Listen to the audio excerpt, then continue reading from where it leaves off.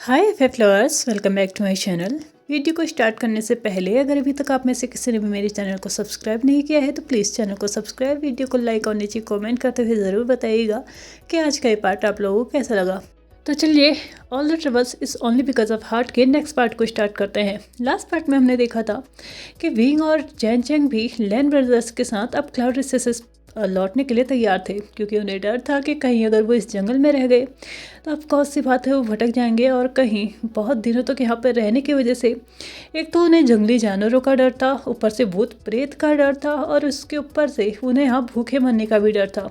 इसलिए उन दोनों ने ही डिसाइड किया था कि अब वो भी लैन ब्रदर्स के साथ क्लाउड रिसेसेस लौट जाएंगे, और वो सभी लोग अपने दोबारा से उसी घर में आते हैं जिस घर में वो अभी थोड़ी देर पहले, मतलब कुछ टाइम पहले थे, जिस घर में विंग और जैन चेंग को किडनैप करके रखा गया था। वहाँ पे आते हैं और अपना थोड़ा बहुत सामान जो वो अपने साथ लेके आए थे, क्योंकि अब उन्हें यहाँ से अपनी स्वॉर्ड पे जाना था फ्लाई करते हुए, तो ऑफकोर्स सी बात थी, उन्हें एनर्जी की ज़रूरत थी। इसलिए उन लोगों ने वो सारा सामान खाया जो कि वो अपने साथ वहाँ से उठा के लेके आए थे। खुद कुछ फल फ्रूट्स थे, कुछ बन वगैरह थे, मतलब नॉर्मल सी चीज़ें ही थी, बहुत बड़ी हैवी चीज़ें नहीं थी। इसलिए उन्होंने वहाँ पे आके सबसे पहले खाना खाया और उसके बाद वहाँ से जाने की तैयारियां भी कर ली, और लगभग आधे घंटे में वो वहाँ से निकल भी गए।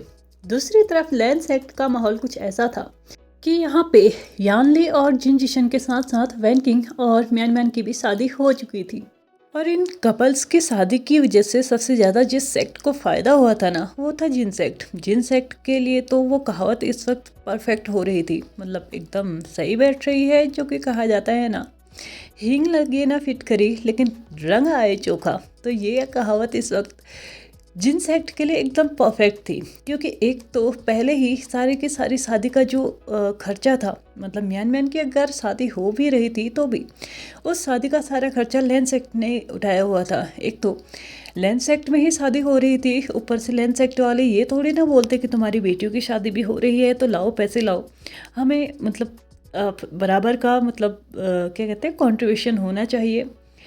लेकिन दूसरी बात तो ऊपर से ये हो गई थी कि बेटे की शादी तो हुई, ऊपर से बेटे की भी शादी हो गई घर में। घर से बेटी तो गई, लेकिन साथ ही में बहू भी आ गई, और वो भी बिना किसी खर्चे के। और लैंड सेक्ट के लिए इस वक्त कहावत सही हो रही है, धोबी का कुत्ता ना घर का ना घाट का, क्योंकि एक तो उनके बेटों की शादी भी नहीं हुई, ऊपर से जो खर्चा हुआ है वो अलग, ऊपर से वो राजा की फैमिली से हैं, मतलब राजा लैंड सेक्ट वाले ही हैं, तो वो ये भी नहीं कह सकते कि यार तुम लोग हमें हमारा, मतलब खर्चा जो हमारा हुआ है उसे लौटाओ, या ऐसा कुछ भी नहीं कह सकते, क्योंकि इसके ऊपर उनकी रेपुटेशन दांव पर लगी हुई है। लेकिन कितनी गजब की बात है ना ही उनकी बेटों की शादी हुई, ना ही घर में बहुएं आई, और ना ही उनका पैसा बचा है। ऊपर से अब जो दावत होने वाली है, जिसकी पहले से ही प्रिपरेशंस हो चुकी हैं, वो भी अब वहीं पे होने वाला है, क्योंकि अगर इस वक्त दावत ना देने का डिसीज़न भी वो लेते तो भी सारा का सारा जो सामान था वो बर्बाद ही जाना था, क्योंकि ऑलमोस्ट सारा का सारा खाना बन भी चुका था। इसलिए दावत भी अब वहीं पे थी। जिन सेक्ट के तो मज़े हैं भैया, बल्ले बल्ले हो रखी हैं। चलो जो भी है, अब शादी वादी हो गई है तो सभी के सभी इस वक्त न्यू वेड्स कपल जो भी थे, मतलब दोनों के दोनों न्यूली वेड कपल, उन दोनों को ब्लेसिंग्स देने में लगे हुए थे, गिफ्ट्स देने लगे हुए थे, जो कि जिन सेक्ट को ही जाने थे। यहाँ पे तो लैंड सेक्ट को वो भी नहीं मिलने वाले हैं अब। साथ ही साथ अब धीरे धीरे समय भी बढ़ता जा रहा था, और महाराज को थोड़ा बहुत टेंशन भी होने लगी थी, क्योंकि उन्होंने कुछ गुप्तचरों को भेजा हुआ था अपने बेटे और अपने सन इन लॉ और उसके भाई का पता लगाने के लिए, लेकिन अभी तक उनके एंड से कोई भी खबर नहीं आई थी। और ऊपर से लैन सिचेन और लैन वांगजी दोनों ही राजा के बेटे हैं, तो ऑफकोर्स सी बात है उनके ऊपर हमेशा खतरा मंडराते रहेगा। भले ही वो बात अलग है कि उनके साथ जियांग सेक्ट के दो बहुत बड़े योद्धा हैं जो उन्हें हमेशा प्रोटेक्ट कर सकते हैं। हालांकि लैन सिचेन और लैन वांगजी खुद में ही खुद को प्रोटेक्ट करने के काबिल है, लेकिन फिर भी अगर कोई मुसीबत आ भी जाती है तो भी जियांग सेक्ट के बेटे उनके साथ हैं। और विवुजियान के तो मतलब कल्टिवेशन वर्ड में एक अलग ही पहचान है, जिसकी वजह से वो इस बात से तो निश्चिंत थे कि क्या पता, मतलब कोई मुसीबत आ भी गई तो भी चारों बच्चे एक साथ निपट सकते हैं। लेकिन अगर बाय एनी चांस फिर भी उनके ऊपर कोई दिक्कत आ जाती है, कोई समस्या आ भी जाती है, तो क्या होगा, क्या वो यहाँ पे बैठ के तब तक के लिए बस इंतज़ार ही करते रहें या फिर उन्हें आगे कोई एक्शन लेना चाहिए।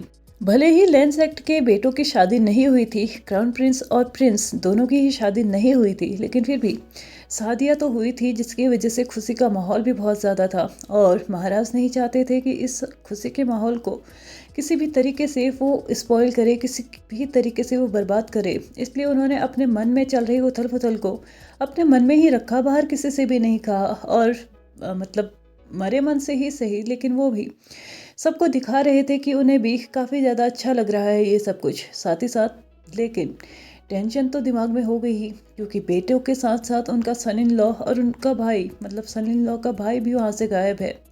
क्या होगा बाय एनी चांस जब वो सोच रहे हैं वो ना हो और कोई और ही बात हो। सब अपने अपने में ही मगन थे और सभी लोग बहुत ज़्यादा एंजॉय भी कर रहे थे।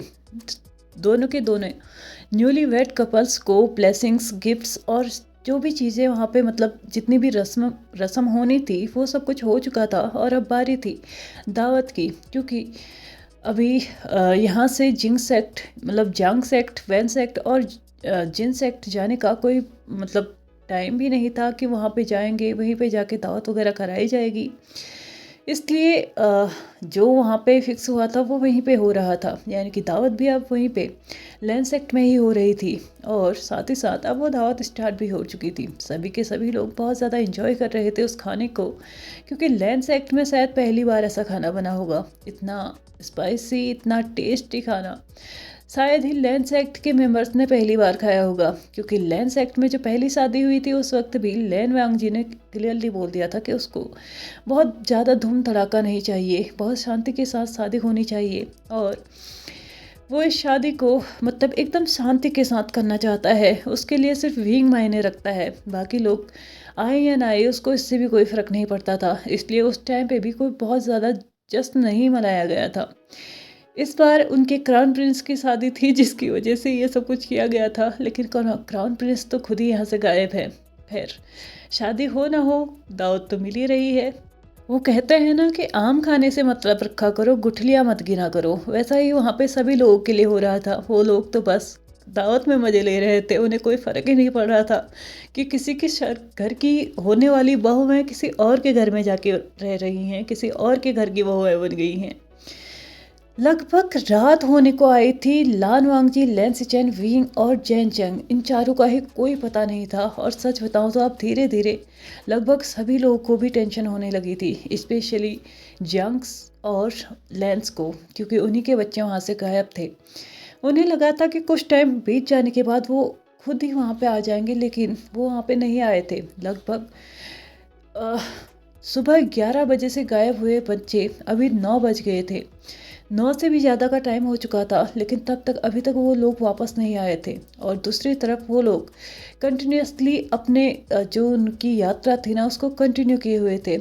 जाते वक्त तो सब कुछ नॉर्मल था, इसलिए वो एकदम से वहाँ पहुँच गए थे। लेकिन आते वक्त वो लोग बहुत ज़्यादा थक चुके थे, जिसकी वजह से वो अपनी शॉट पे भी एकदम फ्लाई करते हुए वहाँ पर नहीं पहुँच पा रहे थे, जिसकी वजह से उन्हें कभी कभार पैदल भी चलना पड़ रहा था। और ज़्यादा तो उन्हें पैदल ही चलना पड़ रहा था, इसलिए उन्हें टाइम लग रहा था। हालांकि उन्हें ये तो श्योर था कि वो नाइट होते होते अपने घर पहुंच जाएंगे, लेकिन रात हो चुकी थी, वो अभी तक वहाँ पे नहीं पहुँचे थे। और जैसा कि नियम था 7 बजे के बाद कोई भी क्लाउड रिसोर्सेज में एंटर नहीं कर सकता। लेकिन आज वो लोग क्या करेंगे, क्या ये रूल भी आज टूटेगा या नहीं, ये कोई भी नहीं जानता था। क्योंकि हर किसी को बस ये पता था कि लैंस एक्ट भले ही कितना भी मतलब कूल बनने की कोशिश करे, कितना भी वो महाराज सबको एक समान समझे या कुछ भी हो जाए, लेकिन वहाँ के रूल्स हमेशा रूल्स ही रहते हैं। 3000 रूल्स कभी नहीं टूट सकते और किसी के लिए भी नहीं टूट सकते, खुद उनके बच्चों के लिए भी नहीं टूट सकते। इसलिए ऑलमोस्ट सभी लोग आज ये वेट कर रहे थे कि क्या आज भी ये रूल वैसे ही रहेंगे या फिर आज इन रूल्स को तोड़ दिया जाएगा। सभी लोग अब धीरे धीरे टेंशन में भी आने लगे थे। और जांग सेक्ट और लैन सेक्ट दोनों की ये हालत बहुत ज़्यादा ख़राब हो चुकी थी। लगभग 10 बजने को आए थे, लेकिन बच्चे अभी तक वापस नहीं आए थे। उन्हें सच में अब ये लगने लगा था कि कहीं मतलब उन्होंने जो सोचा वो गलत तो नहीं था ना, कि कहीं या फिर विवुजान और चैन चैंग उन दोनों को किडनैप करके ले गए हैं या फिर वो खुद यहाँ से भागे हैं। इन दो वजहों के अलावा क्या कोई तीसरी वजह तो नहीं है उनके यहाँ से गायब होने में। लेकिन देखा जाए तो अभी तक उनके पास कोई ऐसा मतलब पर्टिकुलर कोई ऐसा दुश्मन भी नहीं था जो ऐसा कर सकता है, और उनको किसी की याद भी नहीं आ रही थी। इसलिए उनके माइंड में ज़्यादातर ये चीज़ें घूम रही थी कि मे भी बच्चे कहीं फंस गए होंगे, कहीं पे रुक गए होंगे, या फिर वो आज रात वापस आना ही नहीं चाहते होंगे। जो भी हो, लेकिन फिर भी माँ बाप का दिल माँ बाप का ही होता है, टेंशन तो होगी ही। 10 साढ़े 10 बजे करीबन एक सेवक वहाँ पे, जहाँ पे जांग सेक्ट और लैन सेक्ट दोनों ही बहुत ज़्यादा दुखी अवस्था में बैठे हुए थे, वहाँ पे दौड़ते हुए आता है और उन्हें इन्फॉर्म करता है कि अभी अभी लैन सेक्ट के एंट्रेंस पे कुछ हलचल हुई है, जिससे साफ ये कहा जा सकता है कि कोई अंदर घुसने की कोशिश कर रहा है। तो तभी सभी लोगों के कान खड़े हो गए थे, क्योंकि अंदर घुसने की कोशिश कर रहा है लेकिन वो घुस नहीं पा रहा है। इसका मतलब है कि वो कोई ना कोई ऐसा है जो कि लैंड सेक्ट के नियमों से वाकिफ़ है और लैंड सेक्ट के नियमों को तोड़ना नहीं चाहता। यानी कि जो बैरियर्स वहाँ पे सेट किए गए थे वो इतने भी मतलब स्ट्रांग नहीं थे कि कोई भी स्ट्रांग कल्टिवेटर उन्हें तोड़ ना सके। लेकिन अगर उन्हें नहीं तोड़ा जा रहा है तो मतलब वो पहले से ही रूल्स के लिए बहुत ज़्यादा सजग है, यानी कि बहुत ज़्यादा ओबिडेंट पर्सन वो लोग हैं जो कि अंदर आने की कोशिश कर रहे हैं।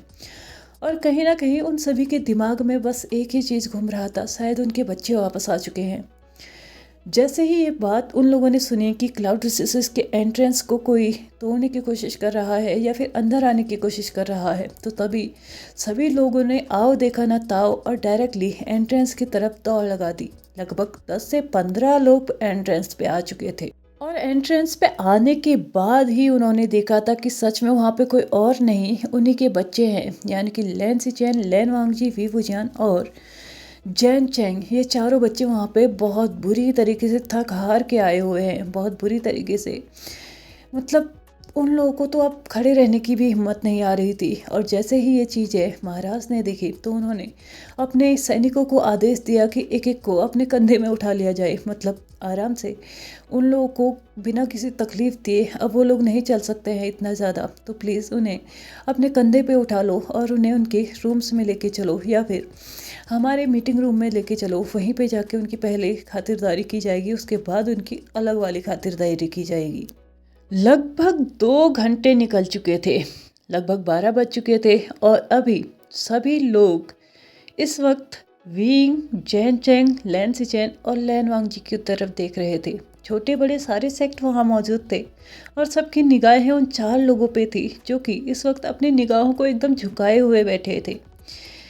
जैसे कि लैन वांगजी ने पहले ही प्रॉमिस किया था कि वो क्लाउड रिसोर्सेज जाते ही सबको ये बता देगा कि उनका किडनैप विंग और जैन चैंग ने नहीं किया था, बल्कि उन दोनों भाइयों ने उन दोनों भाइयों का किडनैप किया था। तो वादे के मुताबिक उन्होंने, यानी कि लैन वांगजी ने वो सब बातें सबको बता दी कि उन्होंने ही विंग और जैन चैंग का किडनैप किया था, ना कि जैन चैंग ने मतलब जैन चैंग और विंग ने उनका किडनैप किया था। और ये बात सुनने के बावजूद तो मतलब वहाँ का जो माहौल था ना, वो कुछ अलग ही था क्योंकि भागने वाले वो लोग थे और किडनैप करने वाले वो लोग थे।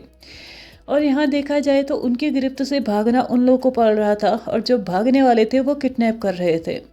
ये तो माजरा ही पूरा उल्टा पड़ चुका था, लेकिन क्या कर सकते हैं, माजरा तो हो चुका है, अब उसमें कुछ बदला नहीं जा सकता। जहाँ सबकी निगाहें इस वक्त उन चारों के ऊपर थी, वहीं विंग की निगाहें पता नहीं क्यों इस वक्त जिन जिशन और चैन यांगली पे जा रही थी।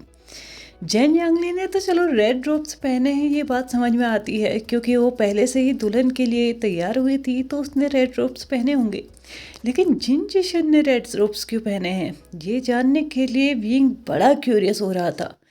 उन दोनों को ही इतना टाइम नहीं मिल पाया था कि उन्होंने अभी तक अपने कपड़े चेंज कर लेने चाहिए थे। वो दोनों ही इतने बिजी थे और साथ ही साथ बहुत ज़्यादा टेंस्ड भी हो चुके थे अपने भाइयों के लिए, इसलिए वो दोनों ही अपने कपड़े चेंज नहीं कर पाए थे, जिसकी वजह से अभी तक जिन जिशन और जैन यांगली दोनों ही अपने सेम रोब्स में ही थे, यानी कि वेडिंग रोब्स में ही थे। और ये चीज़ें विंग ने नोटिस कर ली, और विंग ने जैसे ही ये नोटिस की तो वो डायरेक्टली ये क्वेश्चन पूछना चाहता था कि जिन जिशन ने क्यों रेड रोब्स पहने हैं, उसने क्यों वेडिंग रोब्स पहना है, और वो अपने आप को कंट्रोल नहीं कर पाया और डायरेक्टली पूछ भी लिया कि तुमने ये कपड़े क्यों पहने हैं। उसने डायरेक्टली जिन जिशन की तरफ पॉइंट आउट करते हुए जिन जिशन से ये डायरेक्ट क्वेश्चन पूछ दिया कि उसने वेडिंग रोब्स क्यों पहने हैं। तो तभी जिन जिशन अपने आप पे मतलब थोड़ा सा ध्यान देता है, तो उसको तब जाके महसूस होता है कि वो अभी भी अपने वेडिंग रोब्स में है और अब उसकी बारी आ गई है, यानी कि अब उसकी खैर नहीं, क्योंकि विंग ने उसको पहले ही अच्छे से समझाया था कि तुम सिर्फ प्रपोज कर सकते हो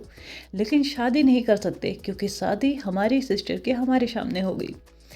अब वो बेचारा क्या करे, उसकी तो बिल्कुल हालत ख़राब थी और वो बेचारा नहीं जानता था कि उसे अब क्या करना चाहिए।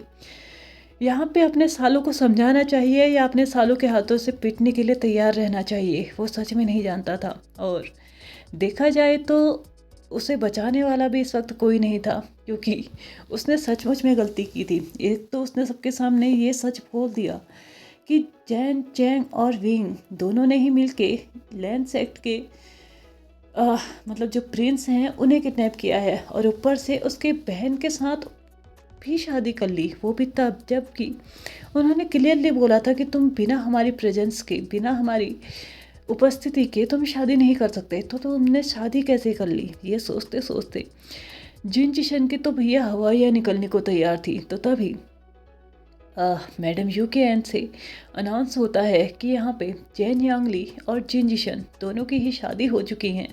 अब जैन यांगली न रह के जिन यांगली हो चुकी है। ये सेंटेंस सुनने की ही देरी थी, और विंग और जैन चेंग जो ब्लास्ट हुए थे ना जिन जिशन के ऊपर, उसका असर क्या हुआ था ये हम देखेंगे नेक्स्ट पार्ट में। तो चलिए आज के इस पार्ट को हम यहीं पे ख़त्म करते हैं। वीडियो पसंद आए तो please like share subscribe and comment करते हुए जाइएगा। नेक्स्ट पार्ट में देखते हैं हमारे दोनों जांग सिबलिंग्स हमारे जिन जिशन अपने जीजा जी का क्या हाल करते हैं। साले सिर्फ साले बन के रहते हैं या फिर कुछ और ही बन जाते हैं, ये हम देखेंगे नेक्स्ट पार्ट में। तो चलिए, thank you so much for watching my video and bye bye.